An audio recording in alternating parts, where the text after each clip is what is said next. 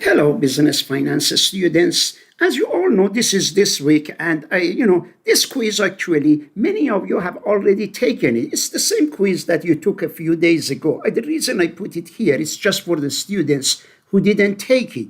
Those of you who took it, I looked at, what you did, you all did excellent. Therefore, it's just if you didn't take it, take the quiz. If you took it already, that's great. That means that, you took it and, I saw the grades and you all did well.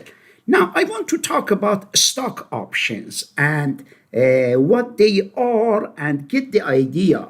And let me tell you about the concept of options first, that you see what they are. Options means when you give someone an option. When you give someone an option, that's, there is a value to it. Let's say you have a house. Your house today, if you want to sell it, it can, you can sell it for $100,000. And this house is in a good neighborhood. And every year, the price of the house goes up by $20,000. Therefore, next year, your house is going to be $120,000 based on what has happened in the past. Imagine a year ago it was 80,000, it went up this year, became 100,000, and you are expecting, the market is expecting that your house, is going to be $120,000 next year. I am a business person. I come to you and tell you that, do you want us to sign a contract? That way I can buy your house for $100,000 next year. Of course, if you are a smart person, you would say, no way. Why? You would say, why should you sign a contract with me that you sell your house to me for how much? $100,000, while next year the value of your house is going to, based on the past performance, is going to be $120,000. Therefore, you are not going to sign a contract with me to sell your house for $100,000 next year. In order to encourage you to enter into the deal, to sell your house, if I want to buy for $100,000, I come and give you a kind of, we sign an option contract. In the option contract, I write a check, $25,000 to you, and say, I am going to write this check. You go ahead, this money is yours. You keep it. Therefore, but let's sign a contract. That way I can buy your house. If I want to, I can buy it for how much? $100,000. In this case, you might enter into a deal with me and into signing a contract. Why you might sign a contract? Because you calculate and you say, okay, if you get this $25,000, and I can buy your house next year for 100,000. You add this 25,000 to this 100,000, it will be 125,000. According to the market, based on what you guessed, your house could worth maybe 120,000 next year. Therefore, you come and sign a contract with me. That means that you say, okay, you would sell it for $100,000 to me if I want to buy it. You give me that option to buy it for $100,000, but you ask for me to write you a check for $25,000. Remember that this is the option of me deciding to buy your house. If I want, I won't buy it. I won't buy your house next year. But what will happen? I lose this $25,000 because I wanted to, say you give me an option to buy your house. Therefore, what happens? Why should I give you $25,000? To buy your house for $100,000 next year? The reason I give you this check is that as a businessman, maybe I have some ideas. Maybe I have found out a big highway is going to pass close to your house, maybe next year. And maybe your house would worth $150,000 or $200,000. And maybe you do not know about that. Because I have that information, I will come and give you this check, $25,000, and then You sign a contract because it's a lot of money. You are pocketing right away. You are pocketing $25,000, and then if it comes to next year, I will buy it. I will pay you 100,000 because we have signed a contract that if I want. But there is a possibility I don't buy it, although I gave you $25,000 that if I want. When I won't buy your house next year, if something happens, let's say something wrong happened and the price of your house dropped to $50,000. If the price of your house drops from next year from 100,000 to $50,000, I should be crazy to come and buy that house that was $50,000 to buy it from you from 100,000.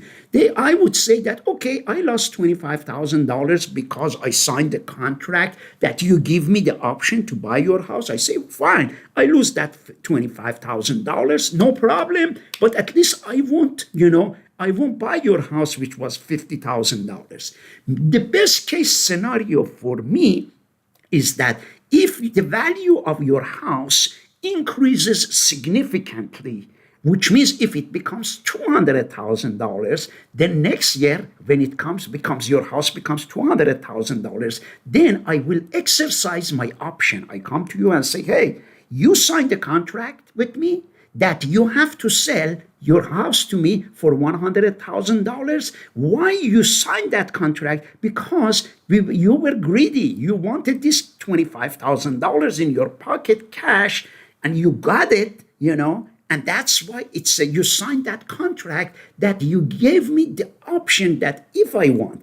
If I don't want, I won't buy it. But the problem is that I lose $25,000 and you gain $25,000. Therefore, that contract that you give me, is $25,000. This contract. Therefore, that's where the concept of option comes from. Therefore, I can sign another contract with you, and I would say, would you sell your house 3 years from now? To me 3 years from now for $100,000. If you are a business person, you would say that, okay, maybe 3 years from now, the value of house is $160,000. Therefore, you won't sell an option to me for $25,000. Maybe you say that I have to give you, if I give you $65,000, you would sell your house 3 years down the road to me for $100,000. Why you do that? Because you are pocketing right away $65,000 right now. And then I have my hope. That means that this is called a call option. The same concept is for the stock market. In the stock market, you have stocks of the company. Let me show you. Suppose some of you have a Schwab account. Let me see if Schwab is here. Here it is. Look at here. This is the website of Schwab. And this is the Costco. Costco, you all know what Costco is. That's a very important company. And the value of stocks of Costco is, as you see today, is around $1,000. And then I come to you and say $1,012. I come to you and tell you, I want to buy your Costco for $110, $100. Right now you can sell it by $112. Therefore, you are not going to sell it to me for $110. And I have the right to buy it until, do you see here is written 5/9? That means that 5/9 is Friday of this week. I am telling you, would you sell your Costco to me for $110? Anytime I want to buy it from today until Friday of this week. You know what you say? You are telling me that if I give you $14 cash right now, then you would sell your Costco stock, one Costco stock for $110. Why you do that? Because you are going to get $15, $14 right now from me, and you pocket. This is like a business for you. You are getting $14 from me, and then if by Friday the stocks I can, if I buy it from 110 from you, you add this $14 to this 110 becomes $124. Stock today, if you decide to sell it, you can sell it for 113. But if you sign this contract, they call it call option. If you sign that contract with me, you will pocket $13 here, and you can, when we sell it, you get $110.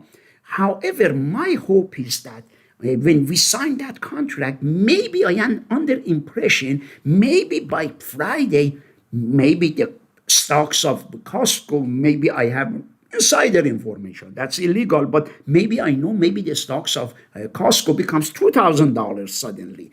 In that case, I am going to be a winner. Why? Because I will, on Friday, I will buy your Costco for $110, and then I am paying you $13 in here. That means that the total cost to me is $113, but because I am assuming that the Costco stocks are going to go high significantly by Friday, therefore, you will sign that contract as well. Let's not forget that you signed this contract with me because of this $14 that comes to your pocket regardless. Not only this comes to your pocket, when you sell, you get $110. Therefore, that's $124 for the stock that is valued today is $1,013. Now, what will happen is that if the stocks of Costco by Friday becomes $900, then in that case, I won't buy your stocks because according to the contract, I have to pay you $110. Because I don't buy your stocks, because the stock of Costco is at $900, what happens is that you pocket this $14 of mine. You pocket this $14 of mine. It changes. Do you know why? Because stocks of Costco might go up. Anytime the stocks of Costco go up, this option also goes up as well. Therefore, the options price changes as stocks changes. They call it underlying assets.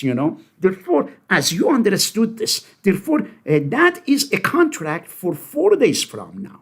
As time goes up, that means if you might say you want to sell another contract regarding Costco, that would expire in 1/15/2027. That's a long time. And you are going to sell it for $1,000 to me. Do you see that? It has not adjusted yet. But if it adjusts, suddenly here it is. The value of this option is $179. Do you know why? You are telling me that I have to give you $179, and during from now until January 15 of 2027, you would sell your stocks of Costco to me for $1,000. Why you do that is because you add this $1,000 to this $179. That is $1,179, while the stocks of Costco today is only $1,014. Therefore, that is the longer the option duration is, the more value is the option that you are giving. If it doesn't reach, if it doesn't go very high, your stocks drop to $500 from 1,014, I won't exercise my option. And, of course, here you are going to pocket this one. And then after you pocket that money, then you will come back again to the market because you have a stock of option, a stock of Costco. You again create another contract that way to see if another customer is going to give you another buyer of option to give you some money. That way it becomes a business for you, because every time this option expires, then you pocket the money that you have used. It's just like a rental thing that how every month or something, every option has a duration. This is called a call option. There is another option, a concept, which is a reverse of it, and they call it a put option. One thing about options I want to tell you is as that they are very risky. The reason I say risky is that when you have stocks, that means that let's say if you have stocks of Costco, for example, this stock of Costco doesn't have expiration. When you buy it, you are the owner permanently. It goes up and down, but you do not lose your stocks unless Costco go bankrupt. But these options have limit. Do you remember that one of them was 5.9 and then 5.9? Do you see now that it's 5.9? If I want to buy it, by Friday of this week, if I want to buy it from you for $1,000, your argument would be, you would tell me that I have to give you $21.55. If I write you a check for $21.55, you agree to sell it to me for $1,000. Are you going to be a loser? Not necessarily. Why you are not going to be a loser? Because you are getting $21 here and you are getting $1,000 here, $1,021, and while the stock today value is $1,014. Therefore, that is the concept behind options. If you want to learn about options, you may. Some of you already opened a Charles Schwab account, but I strongly recommend stay away from options because they are very risky, and also they say they are addictive.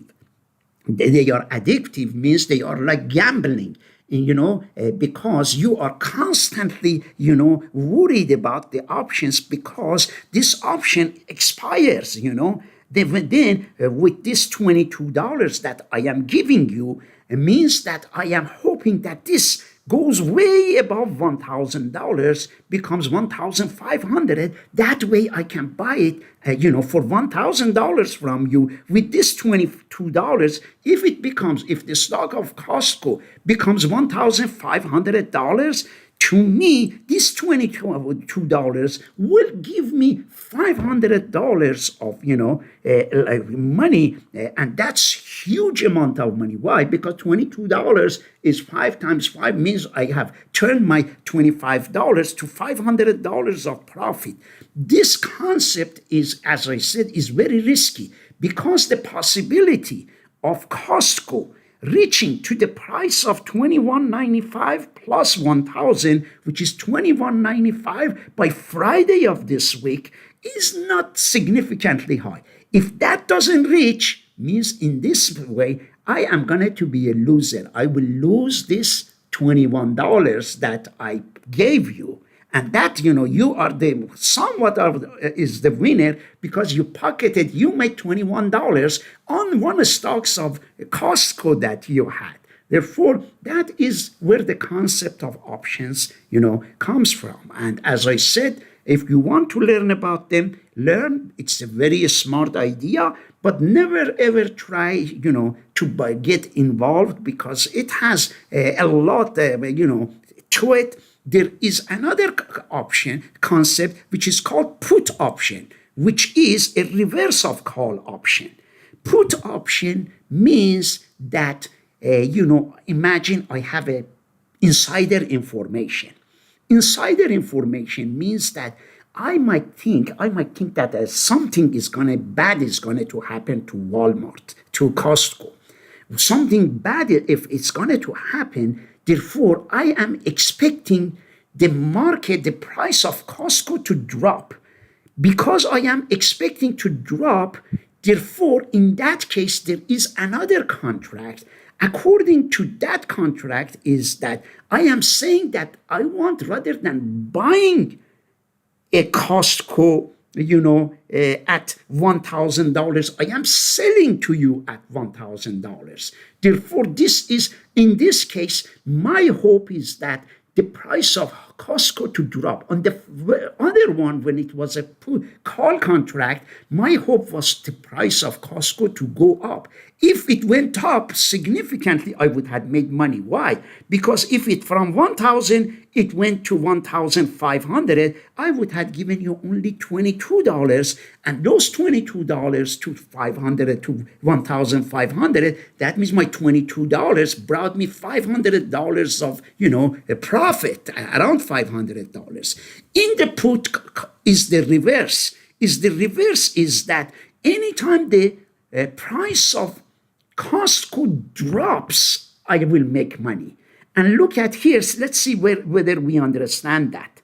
I am saying to you that I want to sell the stocks of, Costco to you for $1,000, and then, I am asking for $5.75. You are not going to buy this, for $1,000 in the next 4 days. Yeah, if by any chance it drops to $500, definitely you are going to buy it from me. Do you know? Because the reason I say that is because the put is exactly the reverse of, and the put, they say that they borrow. The person who puts a contract, they say they borrow. By borrowing is that, imagine that this Costco belongs to Walmart.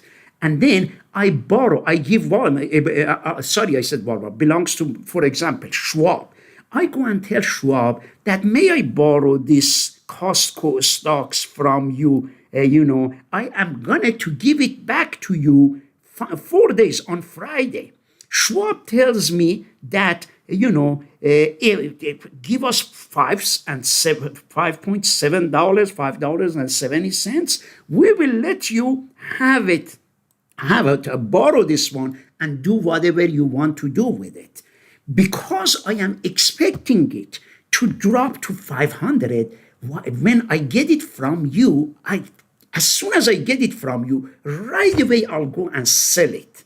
If I get it from you right now and sell it, I can get $1,015. When it comes to Friday, because I am expecting to drop to $500, I will go and buy the stocks at $500, and say, here, Schwab, here you go. This is one stock of Costco that, I borrowed from you. Do you see that? I bought it for rented it from you for $1,015 and sold it right away. And now on Friday, Schwab says, okay, give us our one Costco share back. I will go and buy it for $500. I say, here you go. This is your stocks. Therefore, between here, now and Friday, I have made $500. Why? Because I borrowed it for when it was $1,015 and I sold it right away. Then, when it came to Friday, Schwab said, give us our one Costco back. And then I went there and bought it with $500. And then I gave the Schwab back there, Therefore, the put option is the reverse of call option, because in put option, if it drops, I make my money. But when I buy a call option from you, it is the reverse. When it goes up, I will make money. Therefore, this is a concept that is used. And future contracts also, you will hear in finance, there is another concept which is called future contracts.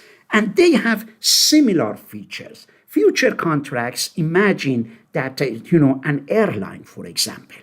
An airline is very worried about the prices of, fuel for their aeroplanes. If there is a war and they don't get any fuel, their business will stop. If the fuel suddenly filling out the tank of an airplane, if the oil is gonna to, fuel prices go skyrocket, the airline is gonna to go bankrupt. What the airline is gonna to do, it will go maybe to Exxon or, some other big companies and say, let's sign a contract just like this contract of the house. They say that we give you $100,000, $160,000, for example, for the next 3 years. Allow us to buy, they fill up our tanks for, this much. Therefore, the reason for that is that the airline wants to lock the prices of the fuel. That way, if the prices suddenly skyrocket, that way they can have, that gives them a kind of assurance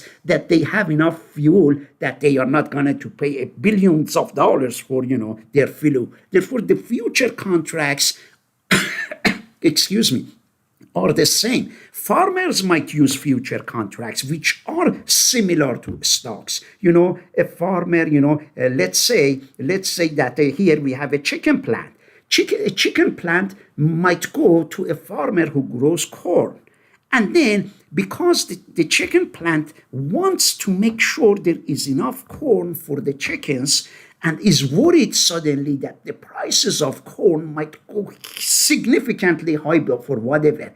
Therefore, it will go to the farmer and say, let's sign a contract. Farmer says what?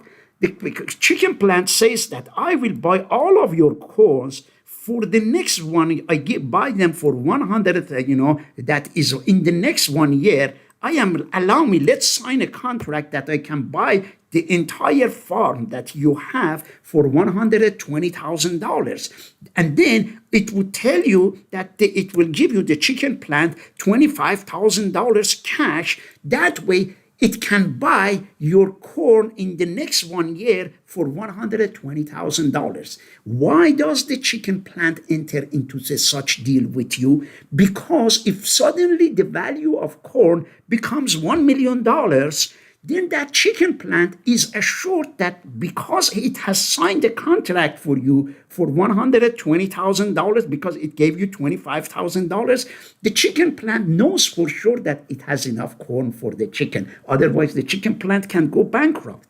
The concept also is known as hedging. Sometimes you might have heard of, hedge funds. These are the things that they use. That means that the chicken plant wants to make sure that it has enough, corn for its chicken. The airline wants to make sure it has enough fuel. Therefore, they use the concept of contract. Those contracts are somewhat like an option, some features of options they have. But they are not necessarily options, they are obligations instead of options. In options, if the values suddenly don't go up, as an option holder, I don't exercise, my option. However, in future contracts, they are mainly contracts. That means it has to happen, which means the farmer is supposed to give to sell all the corn for $120,000. It's a good deal for the farmer, because the farmer might have children, might have expenses, wants to make sure has $120,000 for sure is getting, that way can pay the rents, the bills, or whatever. It is good for the farmer, and it is good for the chicken plant. Both of them are happy campers because they came and signed a kind of future contracts. Therefore, these are major concepts in finance that maybe if one day you work for major companies, financial companies in the financial sectors of options, future contracts, and these are, traded, these options in an exchange. You have heard New York Stock Exchange and Chicago Board of Trade is an organization, is still there. I think that all these options are being traded in Chicago Board of Trade, and they are being monitored, and they have some organizations, just Securities and Exchange Commission, that regulates the concept of stocks. They have some regulations for options. But as I said, the options can be very risky, and it has a lot to it. And I do not encourage you to get involved or buy any options, because most likely you lose your money. Buy stocks, hold on, buy stocks of Costco. A friend of mine was smart. She bought the stocks of Costco about 5 years ago, 6 years ago. She paid $150. And now each stock of Costco is around here. It is, she put $10,000 and bought stocks of Costco for $150. Now, because she put now from $150 to $1,000, that means she 7 times her money grew by 7 times. 7 times $10,000. Now the same thing she paid $10,000 6 years ago now is valued at $70,000. She made $60,000 because she made a good investment. She knew what she was doing, and therefore this is, of course, these are the option. And if you have any questions, you let me know. And as I said, that quiz that you saw is for the students who didn't take it. And if you didn't take it, go ahead and take it. If you have any questions, let me know.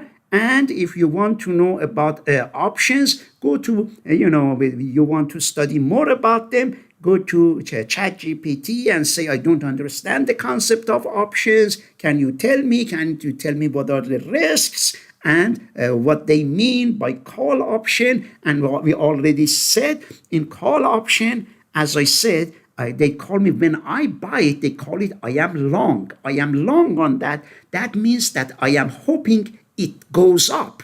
You as a seller of a call option, they say you are short on that. By being short means you do not think it's going to go up significantly. That's why you are telling me, you are asking me to give you $22, because based on your calculation, in the next 4 days until Friday, this is 5/9/2020, it's not going to go up beyond $1,000 plus $22. It is $1,022. Your assumption is that it's going to stay in between maybe 1,000 to 1,016, to 1,018, 1,000. It won't reach. But based on my assumption as buyer of that option from you, is that I would think that it's going to go more than that. That's why I am giving you $22.60, and guess what? When it becomes a Friday of this week, if it doesn't go up,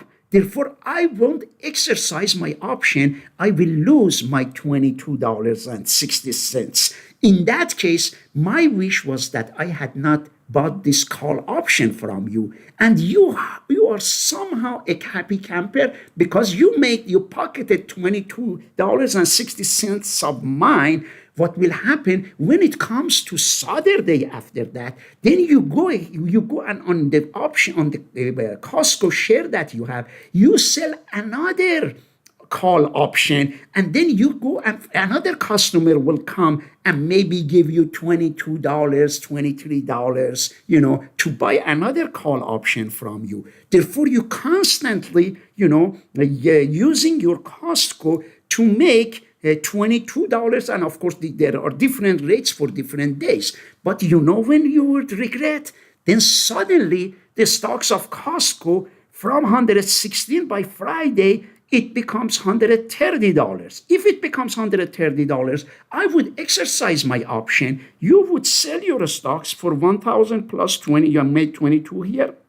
Then you will say, oh, I wish I had not sold. That was a nice stock I had. If I had kept it, and if it goes up, becomes $5,000. At that time, you would regret and say, why did I sell option to this person? Therefore, it is a very interesting concept. And they call it derivatives. Options are called derivatives. Derivatives means something which is derived from something else. It's just like if I ask you what is derived from oil, for example. You might say derived from things that are derived from oil might be let's say, candles, for example. Or they might be, tires of the car. These are derived from oil. Therefore, options also are called derivatives. That means they are derived from stocks. The stock itself is called underlying assets. This is the underlying asset, and this option goes up and down based on how this stock goes up and down. Anytime it goes up maybe by 0.5%, this might go up by 2%. This keeps changing based on how this changes. And if that means fluctuates, therefore, as you see, anyhow, this is a concept I want you to be familiar. We are not going to give you any test regarding stock options, but we want you to understand. And here is today's, market. You see this NASDAQ is down by 0.25%. That means that if you had $100 in NASDAQ distributed, you would have lost a quarter, 25 cents. However, if you had it in S&P 500 distributed between S&P 500, you would have lost 16 cents. And if you had a Russell 2000, this Russell 2000 means 2000 small companies. S&P are big companies, Russell smaller companies, you would have lost, 17 cents. However, if you had invested between 30 stocks of Dow Jones Industrial, you would have earned 28 cents. Therefore, these are called indices. And therefore, we want you to become familiar. Some students, invested, got $50 from me and invested in stocks, and some of them are doing very well. And my recommendation is to go ahead, and these are IRA accounts are excellent. You don't know about the importance, you might not know the importance of them, but one day you will find out that, how important, IRA account is, and Roth IRA. Those of you who invested in traditional IRA, remember that $50 that you put is tax deductible, which means when you file your taxes next year, you will tell your accountant that you put $50, and then the accountant most likely $10 comes back from the IRS return. The IRS returns $10 from you, or in other words, you pay $10 less taxes to the IRS. And also, when you invest in IRA accounts, the money has to come from, they call it, earned income. Earned income means that you have to have a job, make money from the job to invest in, the IRA and Roth IRA. You cannot invest in them using passive income. Passive income is that if you don't have a job, you are not making money, all your money is coming from investments such as interest from the bank. You cannot use that money to, unless you have a job. Therefore, IRS wants you to have some kind of income. The $50 that you got, although you didn't, it was not an earned income for you, but it is legal for you to invest. Why it is legal? Because you are working, you have income already from some other sources. That may, therefore, the IRS would accept it, that, so because you have, and those of you who are under 50, 55, I think you can put up to 7,000, and those are who are above 50 can put up to $8,000 contribute to your IRA or Roth IRA. Roth IRA is not tax deductible, as you all know. You don't get any taxes back. However, when you sell them, you won't pay any taxes. That means if this Costco, which is here, is $1,000, that friend of mine, if she had put her $10,000 in the Roth IRA, now her Roth IRA is, $70,000. That means she made $60,000. If it is in a Roth IRA, and if she sells them after 5 years or 6 years, she would pay zero taxes on the profits that she has made. That means on $60,000, she pays zero.